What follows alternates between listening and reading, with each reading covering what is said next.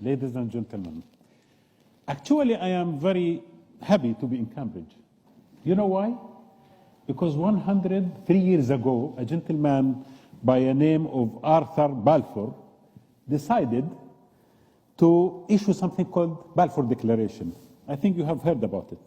And by the way, he was Cambridge graduate. And I'm not here, by the way, to blame you for what Balfour has done. But when I read on in the Union letterhead defending free debate, isn't it like that? Since 1815, which is a very interesting year, by the way, 1815, from the Napoleonic Wars, I felt excited because definitely I'm coming to the institution where no pressure can be put on in order to change the wordings.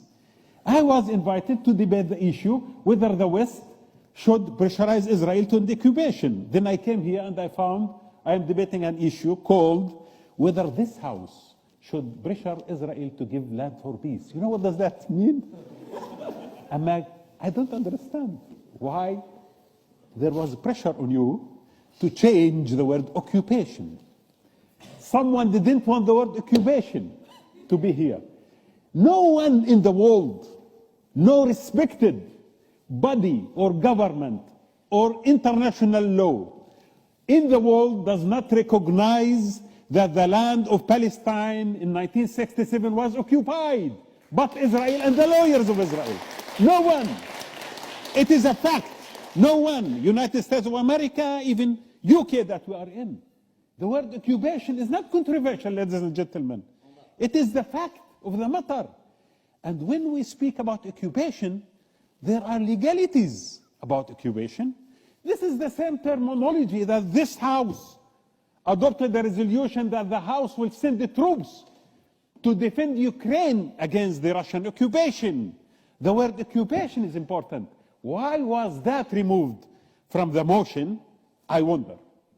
Now, let us move on. Ladies and gentlemen,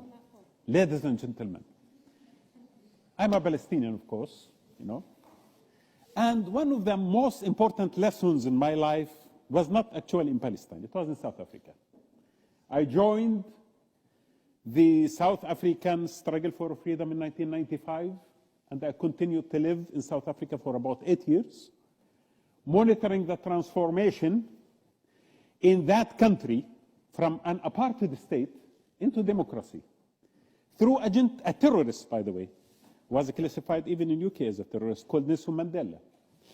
And then every argument I heard today from the lady and the gentleman are actually I heard from the white supremacists in South Africa. Every single argument was repeated exactly the same.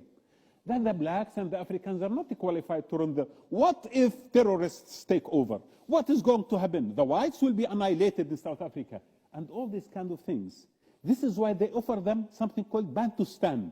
Exactly the Bantustan that the Israeli government offered to the Palestinians right now in West Bank.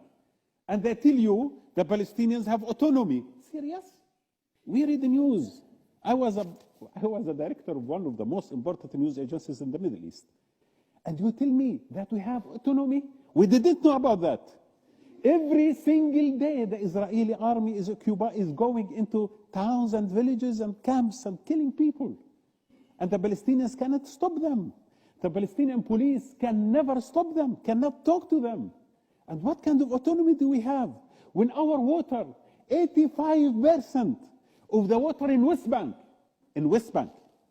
is in fact used for the Israelis, and especially the Israeli settlers who are living, who have confiscated people's land and lived on it. Today, Beit Salim, issued a report. Beit Salim, by the way, is an Israeli organization. They issued today a report called Drying. And that in that report, if you go now to their website, you will see it.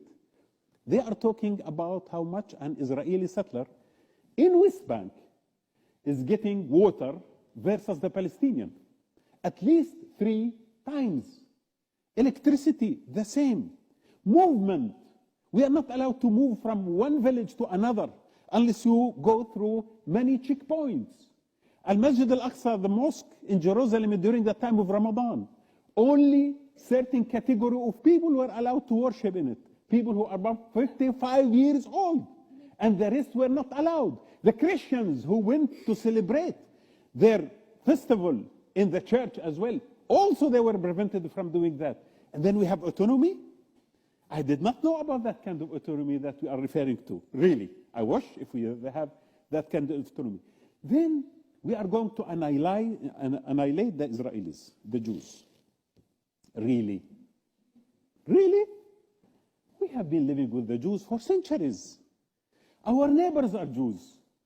Our friends are Jews. Judaism was an integral part of the Middle East for centuries.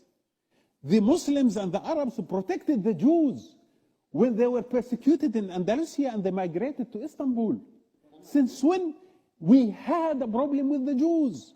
The issue of the Jews establishing a homeland in Palestine was an Occidental issue, not Oriental issue. Not because we deny the Jews having freedom.